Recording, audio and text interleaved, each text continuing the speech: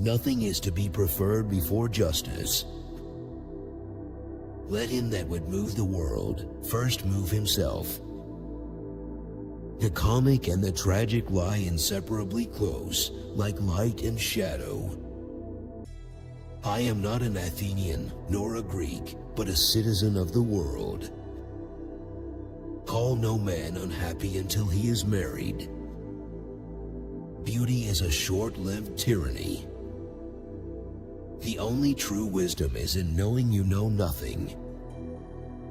There is only one good, knowledge, and one evil, ignorance. Be kind, for everyone you meet is fighting a hard battle. Every action has its pleasures and its price. Remember, what is unbecoming to do is also unbecoming to speak of. The beginning of wisdom is a definition of terms. What a lot of things there are a man can do without. Be as you wish to seem.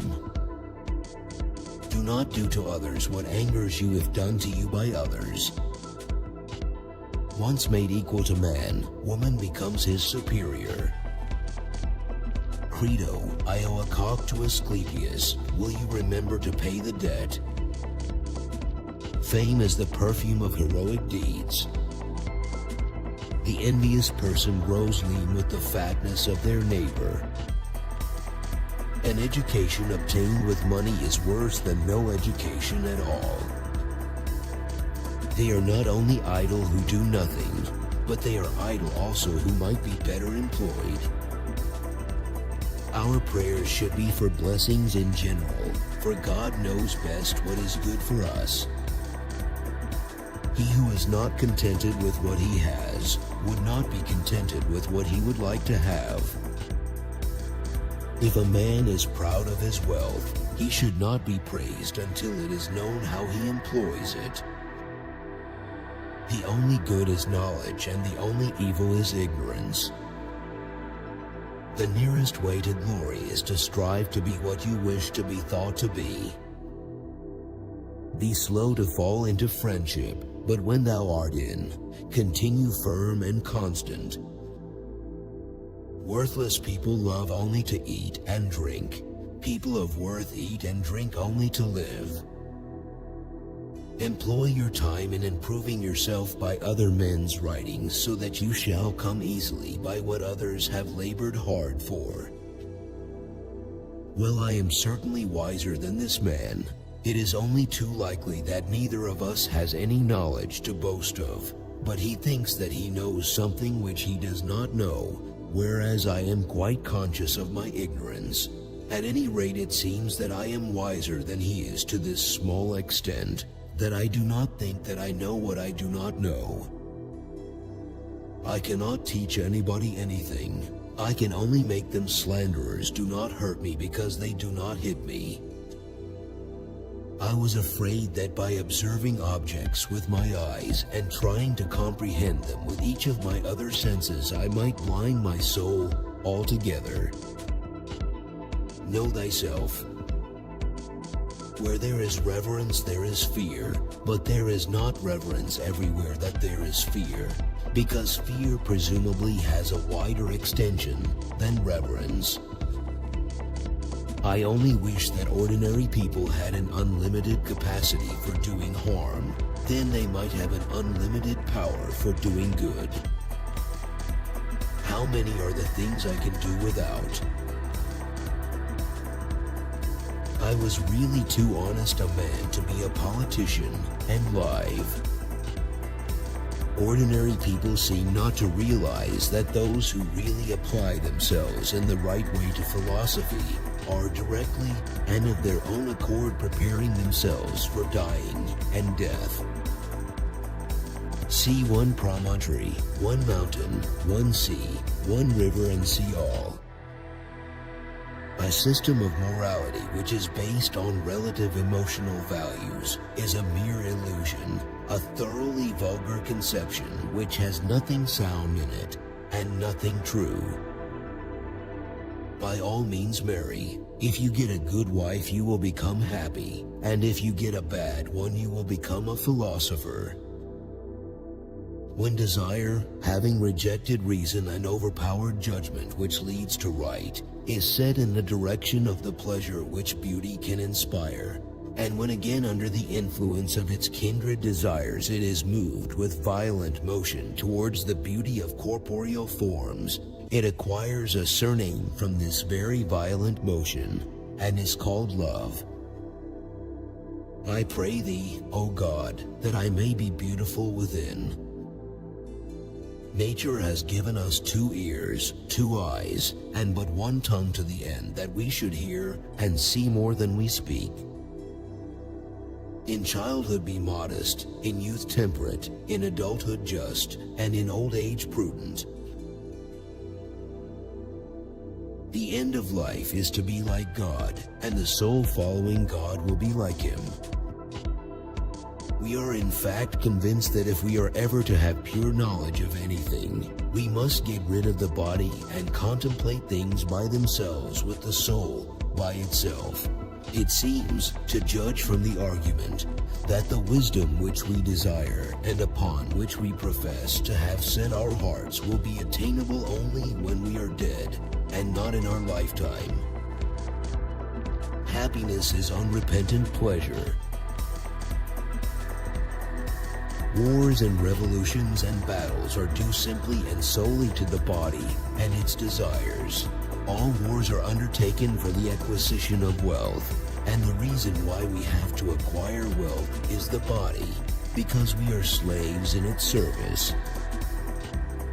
No man undertakes a trade he has not learned, even the meanest, yet everyone thinks himself sufficiently qualified for the hardest of all trades, that of government.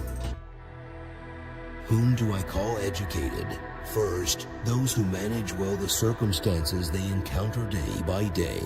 Next, those who are decent and honorable in their intercourse with all men, bearing easily and good-naturedly what is offensive in others, and being as agreeable and reasonable to their associates as is humanly possible to be. Those who hold their pleasures always under control, and are not ultimately overcome by their misfortunes. Those who are not spoiled by their successes, who do not desert their true selves, but hold their ground steadfastly as wise and sober-minded men.